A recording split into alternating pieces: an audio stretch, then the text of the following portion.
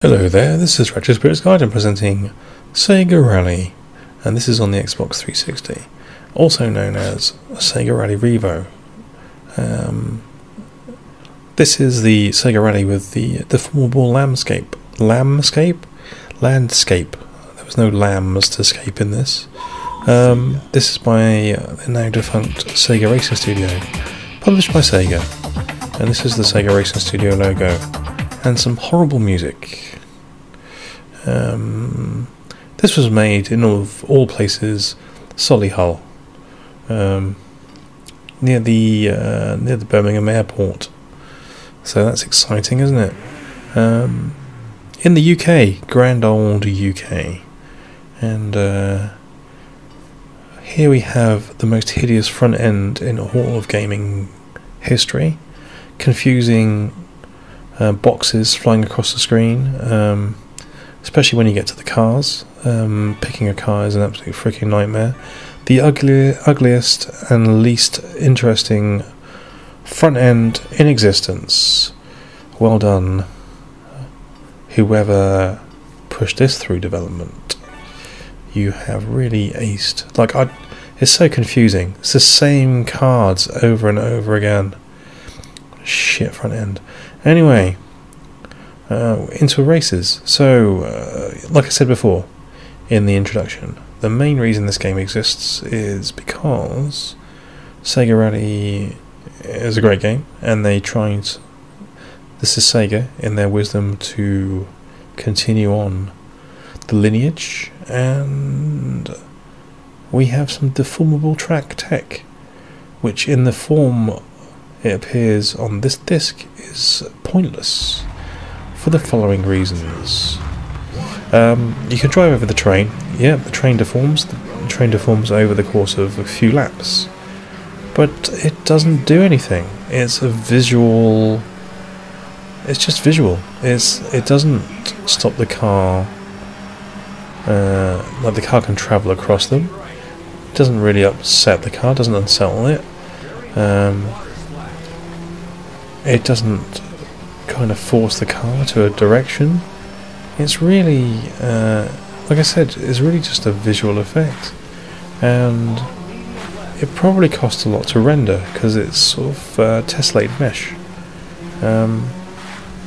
when they could have spent the budget elsewhere in this game. But hey, so the central thing, I guess, back of the box bullet point for this game is the deformable landscape, and it has no gameplay impact whatsoever as far as I can tell. Just some visuals at the expense of other visuals in the game. I mean, look at these rock banks, for instance. Very repetitive.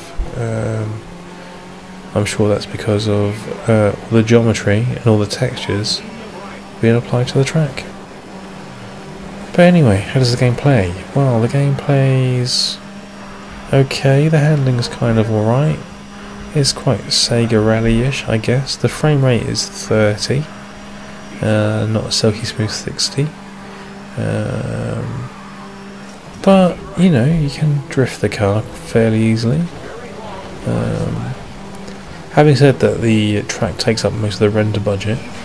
The tracks aren't too bad looking, they're okay. The game is just really freaking hard though. The computer AI is pretty good at getting around the track in short measure. You are kind of racing against a group of other cars, and it's not like the original Sega Rally where cars would appear at certain points on the track. It is like a race with a pack of cars, and that works kind of okay. Never played this online, so I don't know what the online's like, but as a slippy slidey experience, it's alright. It's not the best thing in the world, it's not the worst thing in the world. It is, by all intents and purposes, the very definition of an average arcade racing game. It reviewed quite well back in the day. I think it got several 8 out of 10s, which is groovy. People enjoyed it, that's fine. But from what I remember, it was released the very same week as Halo 3, which is Sega through and through. They release all of their games against very stiff competition, and it's a very bullish thing to do, or a very stupid thing to do. Yeah, they were never going to sell many Sega Rally 3, Sega Rally games on the Xbox 360, when the biggest game on the Xbox 360 was just about to release the same day. It's just beggars belief, really. And they closed Sega Racing Studio down. They closed the Solihull Studio down. The game was received well in terms of critical acclaim. I don't think it even sold that badly in the end. But yeah, the decision to release the same week as a genuine blockbuster of a game was ridiculous. And yeah, and Sega continues to do similar things. I guess they would like to launch around Christmas. Most companies do. Most companies get most of their sales around Christmas, I guess. And it's just so happens that Sega's franchises aren't really the big hitters these days. It's one thing that the Sonic fans probably need to think about. It's not that big a franchise anymore. But anyway, this is a rally game with a horrible front end. I'm going to keep saying the front end's horrible because it is genuinely horrible. Got quite a few tracks in this game, whereas the original Sega Rally only had 3. Sega Rally 2 had quite a few, didn't it? But this has got several different environments, and each environment's got 3 tracks in it. So you're getting a bit of content here. Again, I don't know where I am in this menu system. It's the same card flashing up on the screen. And it looks like we've got like a tropical beach scene. That's very exciting. So let's take a look. Yeah, we've got a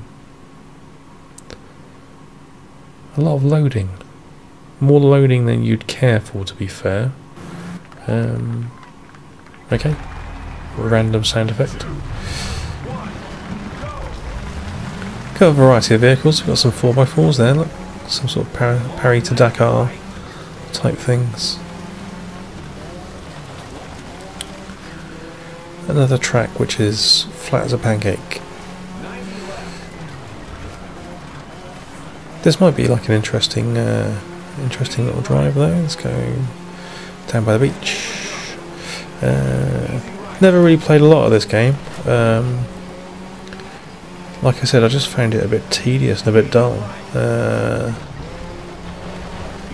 It's nowhere near as much fun as even the original Sega Rally on the Saturn, and it has a similar frame rate. So, I mean, graphically, it's obviously much more complex, but it's still only 30 frames a second. Annoyingly, I used the handbrake incorrectly there. Made myself look a right fool. This looks alright, doesn't it? It looks fine. Looks like an arcade rally racing game. What more could you want? That's Sega Rally. That's Sega Rally. Alright, how much did I pay for this game? I got this game free. Can't remember where I got it. I got it free. If you want to buy this game these days, it's not that expensive. It's going to be 10 to 15 quid. And you'll get some fun out of it. How much fun? Don't know. If you like Sega Rally, there's some fun to be had. It's just not a classic in the same way that Sega Rally is a classic. So there we go. Yeah. There's also an arcade version of this. I think that is called Sega Rally 3, and it's a sit-down cab, and you'll see that at motorway services up and down the country, no doubt. And there's also a PSP version called Sega Rally REVO, he says with questioning tone. And there's a PS3 version of this game and PC. So if you want to pick up a copy of this game, you've got multiple chances to do so. And you've also got an arcade machine to play, which has half a car stuck on it. There was one in Treco Bay, arcade in Treco Bay. I saw one Sega 83 arcade machine. That was over a year ago now, and I saw one in the services on the way to Wales. Can't remember what the services was called, but I've seen this twice. So yeah, it's out there. Hunt it down. Alright then. I will leave you with the rest of the video. Enjoy the slightly insipid scenery. Ta-ra! Medium right. Easy left. 90 right.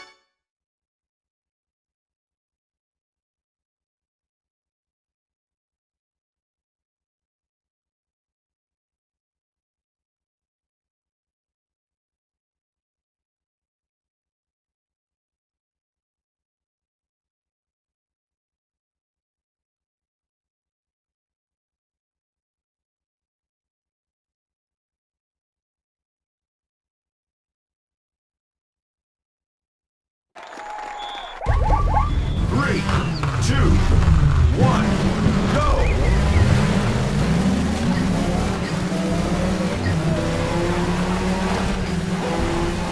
Easy left, easy right. 90 right. Road narrows. 90 right.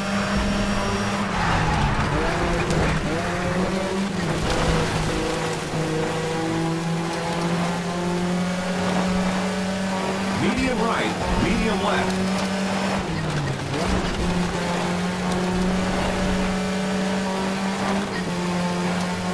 Hairpin right.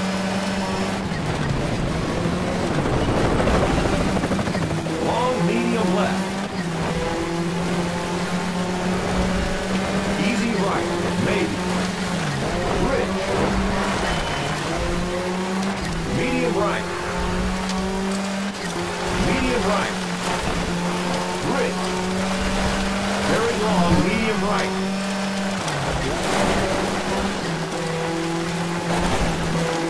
Water.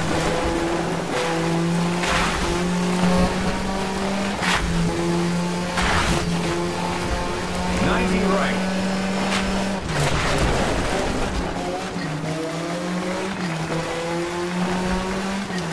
Easy right, easy left. Easy left, easy right.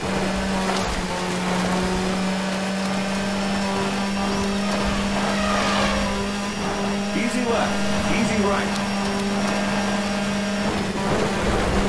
90 right. Road narrows. 90 right.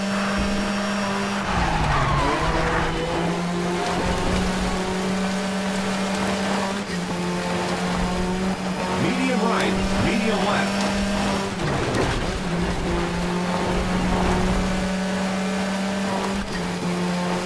Hairpin right.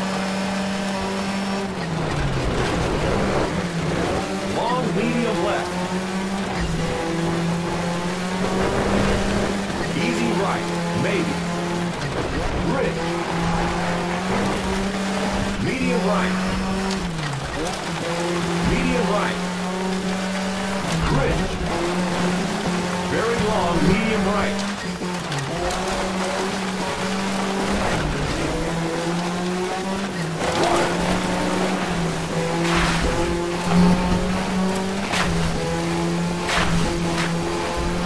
90 right.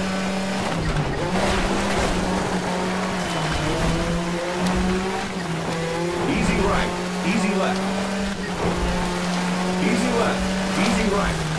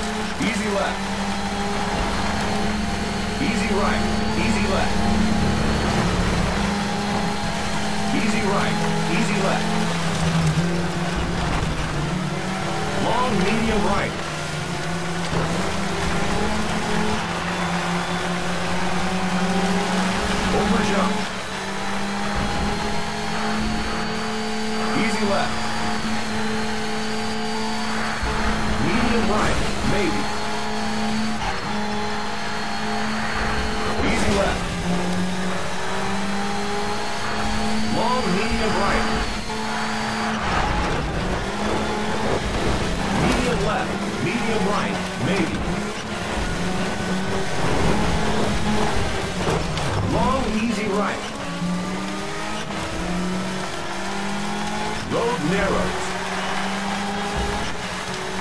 Easy left.